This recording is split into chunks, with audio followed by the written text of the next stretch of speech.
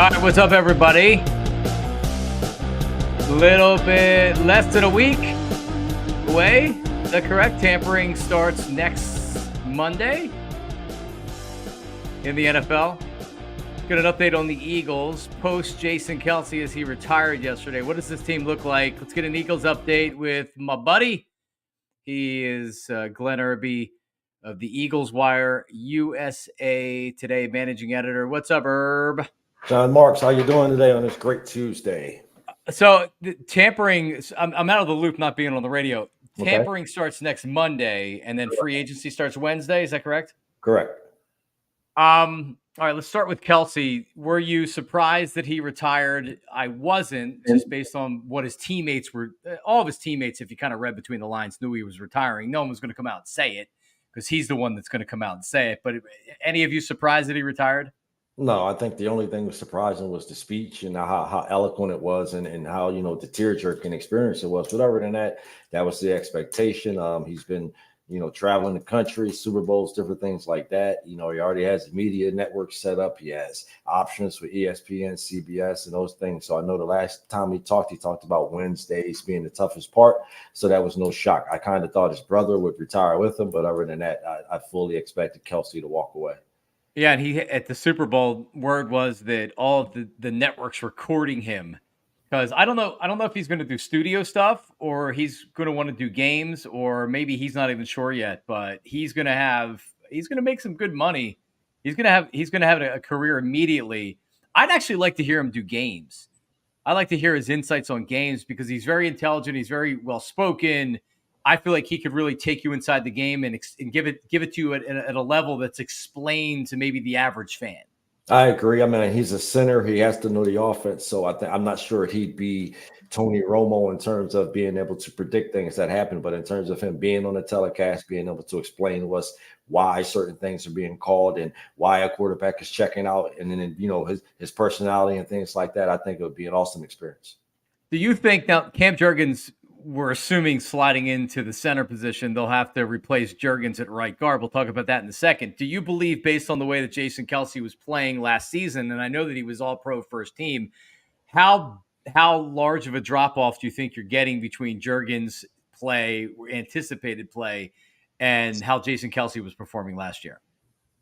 Last year's Kelce, he dropped slightly. So I think from the standpoint of, yes, he was an all pro, but being that dominant type of guy, he wasn't. So I think you'll have a situation where we saw Jurgens slide in at center during his first season. He's just as agile as Kelce. He's just as athletic. If you hear Kelce tell it, that was his handpicked successor anyway. So I think he'll be solid. I think the biggest part of the biggest situation is finding a guard. I know they drafted Tyler Steen, but I think he played one game. So that gives you some pause in terms of will they go out and try to find another guard or will they insert him, and how will it go from that standpoint? Yeah, to your point, they put Steen in there and they very quickly took him out. And I think they put Sua Opeta in there after they yanked Steen. Now, Opeta's a free agent. Jack Driscoll, who is a top backup, you would think, in a couple of different spots here, maybe at guard, certainly a right tackle for Lane Johnson. And Driscoll's interesting because teams are always looking for offensive linemen, in particular younger offensive linemen. He's just coming off his rookie deal. So Driscoll may get, I'm not talking about big time money, but Driscoll may get a couple of dollars to go elsewhere and compete for a job. How do you see the rest of the line stacking up here? You mentioned Steen might get the first crack at it. Is this one of these situations where they're adding a depth piece that could be a starter, maybe a veteran, and then they let Steen compete for that job during training camp? Or do you think they use real dollars to go out there and shore up the position? No, I think if they're going to short a position up, I think you do it through the draft. I mean, you have some dollars, but you have some more pressing needs in terms of the secondary things like that. In terms of Driscoll, he could play multiple positions. He started multiple games a couple of seasons ago. So I think he and not Opeta will have the bigger market in terms of teams possibly trying to scoop him up. But I think from the standpoint of rebuilding the line, adding depth, I think you do it through the draft. If you find a guard, who's really solid, who's potentially an all-pro, a Kevin Zeitler or someone like that you want to put in there and keep your window for success open, I think you do that. But other than that, you continue to build the trenches through the draft and go from there.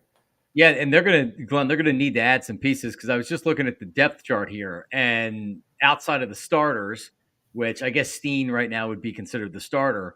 You have Driscoll, who's a free agent. You have Opeta, who's a free agent. Fred Johnson, who didn't they add him during training camp? Or you don't have a lot of experience, I guess is what I'm saying here. Brett Toth, Letitia Smith, LaRaven Clark. Normally the Eagles have more guys that are there ready to step in, or you feel more confident stepping into that role, and they really don't have that on the offensive line. No, I mean, with the two free agents, that's gone. So I think from that standpoint, you bring one of them back. I think from that standpoint, with the 10 picks, if you include the compensatory picks, you certainly add a tackle, you add a guard, and you continue to build from there, and you build your roster out looking ahead, a year or two from now. So Jason Kelce retiring, it cost the Eagles on the salary cap. So I know that they had a nice chunk in the cap. Actually, the last time I was on with you, the cap went up that day.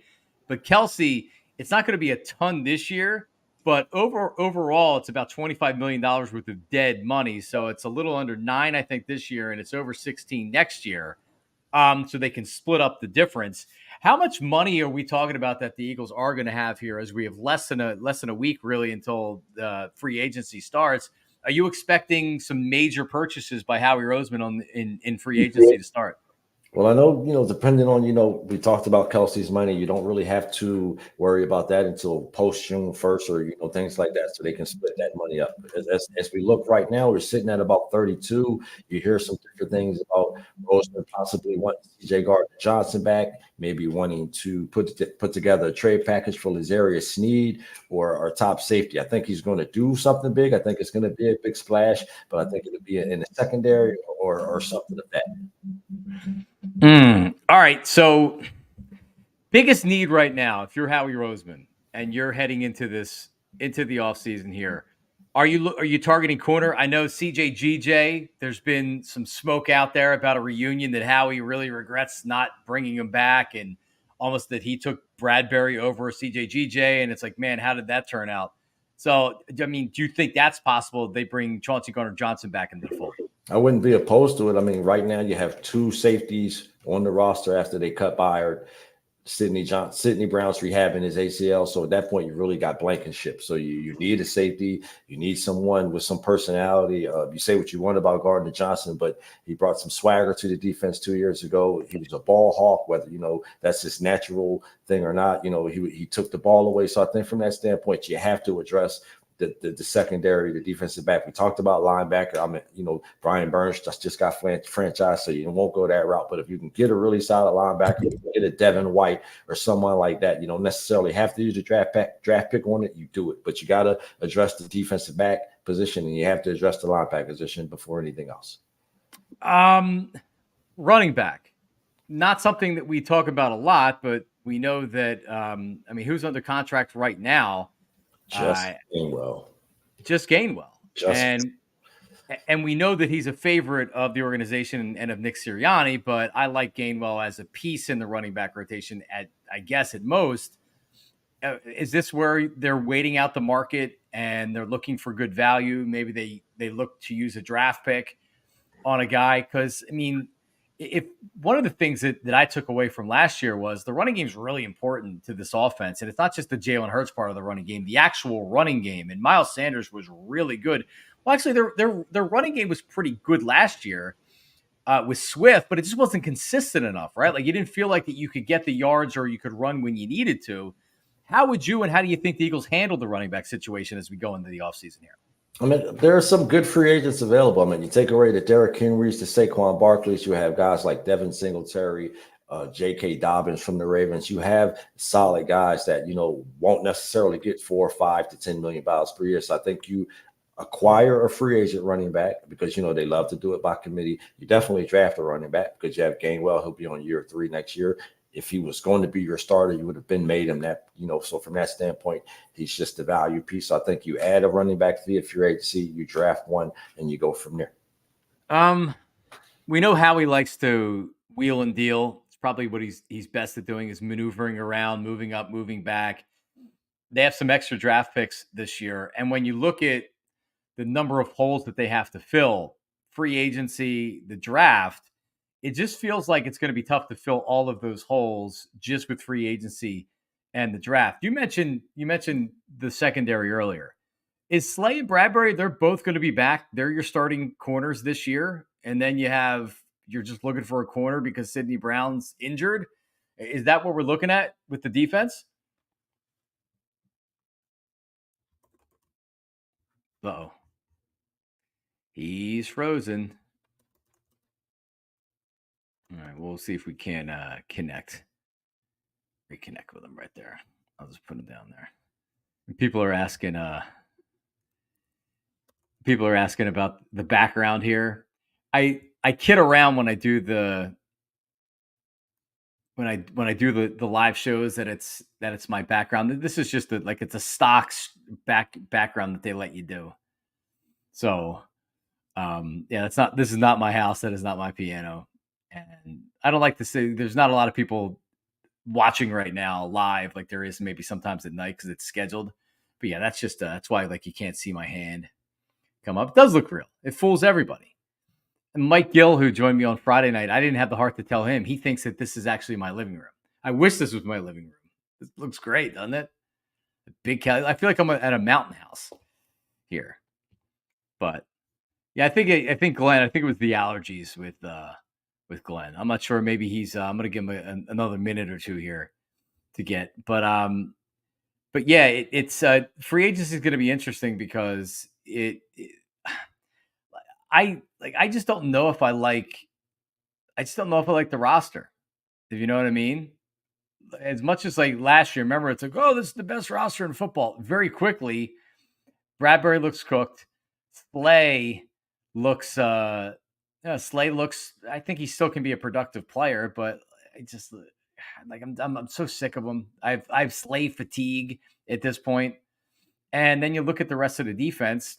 Brandon apparently, or BG's, looks like he's going to come back for a part-time role, and I'm fine with that. But you need to get pass rush from the guys that you have out there. If you're getting rid, if you're going to get rid of Hassan Reddick or you're going to trade him, and by the way, I don't think that's going to happen because I don't think that's something that that they're going to get real value. He's one of the best pass rushers in football. So if you have one of the best pass rushers in football, and you're not giving him away for a mid-round draft pick. I understand he's on the last year of his contract. He's unhappy with his salary, but guess what he's going to have to do? He's going to have to cave a little bit and take what the Eagles are willing to offer him. Or what I think a really good chance of doing is that they will maybe give him some incentive. So they'll say, all right, listen, you've outperformed your contract. Let's give you some additional cash. Right. So if you get 10 sacks, you get an extra $1 million or $2 million or whatever. So I'm not trading it. Hassan Reddick, listen, I'm sorry. I wouldn't be happy about going into the final year of my contract after I've outperformed the contract. But if you're looking for big time $100 million guaranteed money that edge rushers are getting these days, and the Eagles aren't willing to offer you that, then they have the leverage. You're not going to not show up and not play. Now, is it a good idea to have an unhappy player in the locker room? This is a business, and these guys are used to this kind of stuff, but it certainly doesn't set a great tone going into the season. You hope they can work something out. I don't know what team is giving up a second round draft pick for Hassan Reddick and giving him a new contract. So, because if you don't have Hassan Reddick, you don't have a great pass rush, period.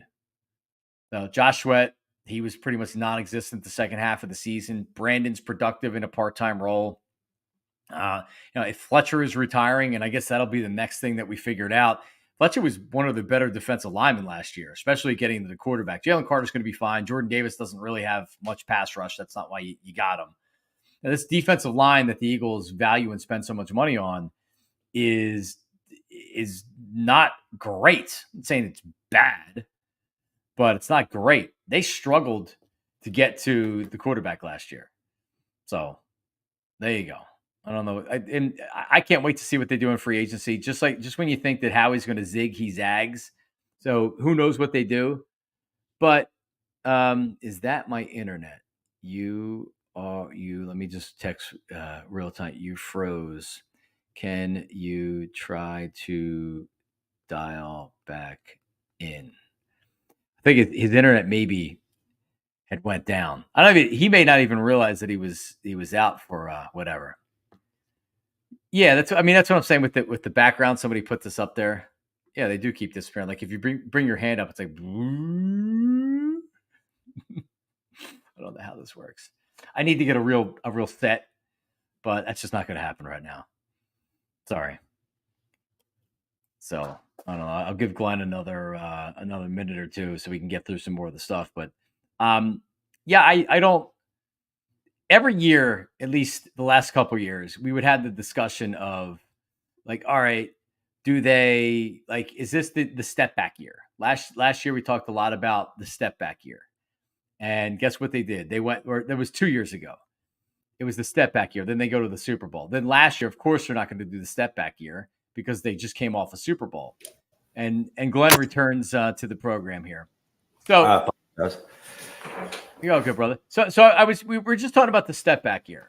So I remember the year of the Super Bowl. A lot of people were saying, well, this is going to be the year, even last year, this is going to be the year that you got to get cap healthy.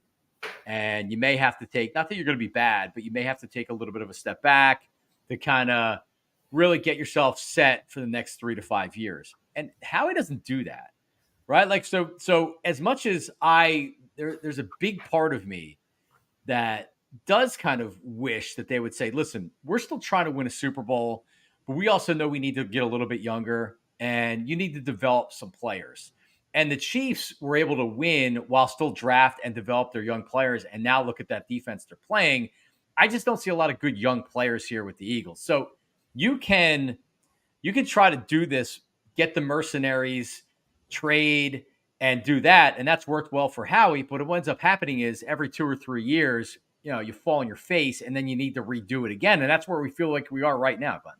Well, I think the mercenary approach didn't necessarily work last year. Like, I mean, I looked into it yesterday, and if you look back on the free agents outside of, well, I'm sorry, Swift was traded for. So none of the free agents outside of Zach Cunningham, and he was a late addition, actually did anything. None of the 7. So I think from that standpoint, Howie, again, has to continue to figure out if he wants to make these splashy signings or build his roster through the draft. And I think some of his draft difficulties have kind of made him gun shy. So at this point, he's like stuck in the middle. I think that the first year, Sirianni's year, they're 9-8, they're solid. That next year, they were a year ahead of schedule. And I think that threw everything off. Then you have what happens last season. So like you're saying, a definite starting over point. Kelce retire and Fletcher's likely to retire. You have 10 draft picks rather than making a splash in free agency. If he's not an all-pro, if he's not a stud, I think you build through the draft and you continue to gather assets. Yeah, it's interesting. They were the year they won the Super Bowl in 2017. They were early then too. That wasn't expected, and that actually they probably had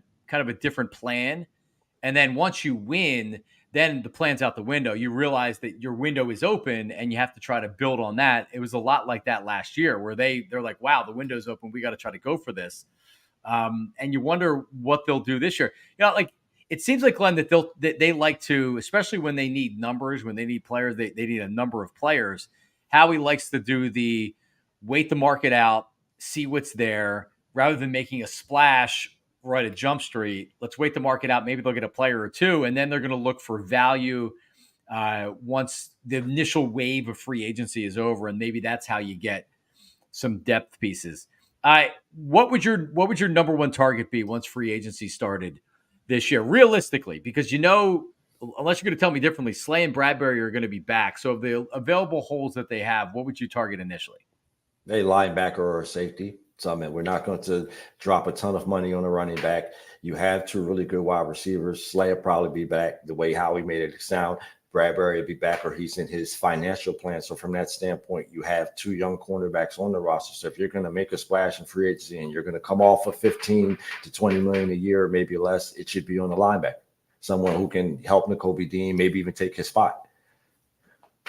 Are you surprised Fletcher Cox isn't going to try to play another year or two? And Howie came out and he said he didn't want to see Fletcher playing another uniform, and that made me feel like, well, maybe they're going to resign him. He was good last year. But then the story comes out that he's expected to retire. I'm a little bit surprised that he's going to walk away from what could potentially, albeit be on a 1-year contract, but he could make some money. He's made some money in the NFL. Are you surprised, and do you believe that Fletcher Cox will retire? I do. I mean, I think at this point, I don't know if he's as stamped as a Hall of Famer as Kelsey is, but he certainly is Hall of Fame worthy. I think he went on a 4 or 5 year period where he was the best defensive tackle in the NFL, or arguably up there with Aaron Donald. So I think from that standpoint, your body gets worn out. You know, he's a defensive tackle. He's not a center or something like that. You have Jalen Carter, you have Jordan Davis. You know, it makes it seem like he stuck around for that one final year just, to help those guys, take that next step and flourish as rookie. So I'm not surprised. I mean, he had a really good year. He had a really good bounce back year. So if anything, it allows him to leave on a positive note. That's a good point. Saquon Barkley will not be tagged. The Buccaneers franchise tagged Antonio Winfield Jr. Right. Baker Mayfield not tagged, although I believe when I look at Mike Evans's contract that he must think that Baker Mayfield's going to come back. Saquon Barkley not tagged. I know a lot of people now are saying like, hey, why can't the Eagles go out and get Saquon Barkley? If the price was right, and because I don't know what his market's going to be. I don't know if he's going to have a huge market. If the price was right on a short-term contract, do you think the Eagles have any interest in Saquon Barkley? I would. I mean, I know Howie's he didn't give Miles Sanders 6, but if you have Saquon sitting there asking for 5 or 6 and the ability or the opportunity to prove the Giants wrong, I would hop on that, him or Derrick Henry. I think you have to have a stout running game. You have to have a physical running game. I think this season showed, great. We have Kellen Moore. He's going to bring some creativity to the offense, but at the end of the day, unlike the last season or 2 years ago, we weren't able to run teams out of the building. We weren't able to close. So you have to get a guy who can close at the running back position, a guy who can get yardage on his own, who can make things happen on his own. So I would not be opposed to Saquon Barkley, Derrick Henry, or any of those type of guys. No. And I'm reading on the Mike Evans contract because a lot of times you get the initial figure and it's all nonsense because it's just you're putting that third year on to inflate the value. Mike Florio puts on Pro Football Talk. It's 2 years, $41 million, really. And then the other stuff is incentives and escalators. But still, I'm a little bit surprised that he stayed with Tampa Bay. Baker's got to be coming back, but he's making good money. And you look at his career, man, he's a Hall of Famer. And I'm glad he's going back to Tampa because he's been really good. And it's nice. It's refreshing to see franchises re-sign a player, even though they're in their 30s and they probably don't have their best football in front of them. They're not that bad a team. And like you said, if you get Baker back, you have Chris Godwin, you fill some pieces, you come back to a team that the NFC South is not stacked. And I think that played a huge piece in it. He could have went out and ring chase, but you can come back. This team is still solid. And you could probably, with 9 or 10 wins, win the division again. Couple NFL questions here for you. Where does Justin Fields end up? And now I'm reading maybe it's a 3rd or a 4th round draft pick for Justin Fields because there's just not the market for him. What's your take on that? I say Atlanta or Las Vegas. You hear some things about Kirk Cousins potentially going to the Falcons. So if Cousins stays in Minnesota, then I can see Fields either ending up in Atlanta or with the Raiders. What happens in the draft with the 3 quarterbacks? Is it as simple as 1, 2, 3? Daniels goes 3. We know who the number 1 pick is going to be, but how do you think 2 and 3? Washington and New England, you would assume both are going to go for quarterbacks. How do you think that ends up working out? If I'm the Commanders, I take Daniels over Mays. You could do it, but in terms of you have a Heisman Trophy winner, you have a guy who flourished at Arizona State, flourished at LSU. I think there's going to be some movement and some big surprise there. And if from there, I think it won't be Drake May at 2. I think it'll be Daniels at 2 for the Commanders. Man, I'm a big Justin Fields fan. I think the problem with his value is A, it's supply and demand, but B, a team more or less has to give him a new contract. If you're giving him up a 3rd and a 4th round draft pick, you don't have to do that. But if you're giving up the higher round draft pick, you're almost pot committed to giving him a new contract. He's got that 5th year option for being a starter, but he showed a lot of potential to me. And the fact that he got drafted by the Bears, who aren't known for developing quarterbacks, you get him in a good organization with a good head coach. I think Justin Fields can for teams that can't get up high enough to draft a young quarterback and they're settling for a guy and reaching for a guy in the 1st round.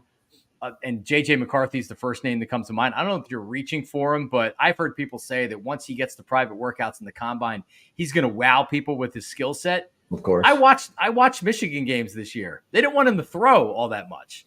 So it's hard for me to think I'm using a high first round draft pick on McCarthy, but Justin Fields seems like a good value for still a very young quarterback that has great skill that you bring in, and you got to actually develop him a little bit. Correct. I mean, I think any team that has a good offensive coordinator, a system in place where you can have him in that system for multiple years, same thing with Jalen Hurts a couple of years ago. I think that second Steichen year was the first time in his career he'd had the same offensive coordinator back-to-back years. So I think you want to get Fields in a system where he has a good offensive coordinator, where he has someone that allows him to continue to work on his mechanics. You put things around him, you give him a good offensive line, good wide receivers, and you go from there. But you really got to give him a good offensive line, good receivers, and allow him to flourish. I mean, he's not going to go out there. He's not going to Joe Burrow or Josh Allen and win you games by himself. He's liable to, commit a turnover or things like that. But you give him a good system, you give him a good offensive line, 1 or 2 reads, he can be at worst Geno Smith in this league, and that's not bad. All right. There he is, Glenn Erby, the Eagles Wire, also the Ravens Wire for USA Today. I'm on the Eagles Wire right now. A lot of Kelce coverage. Also, a 7-round mock draft that I guess you plucked off of PFF. They have the mock draft tool on there. I can't get enough of mock drafts. I don't even care who the people are that write the mock drafts. I'd love to look and see who they have the Eagles going. So, not surprisingly, on the one that you posted, that you have a corner going. With the 27th, yes. Solid cornerback. I mean, he hurt his foot, but he should be ready, for the preseason summer training camp. But I mean, you have a solid cornerback. You have an all SEC cornerback. He fits that eye test in terms of he's an Alabama guy, so a Georgia Alabama guy from there. So you get your cornerback. You have Keely Ringo. At that point, you're now stacked at the cornerback position, and you can go from there.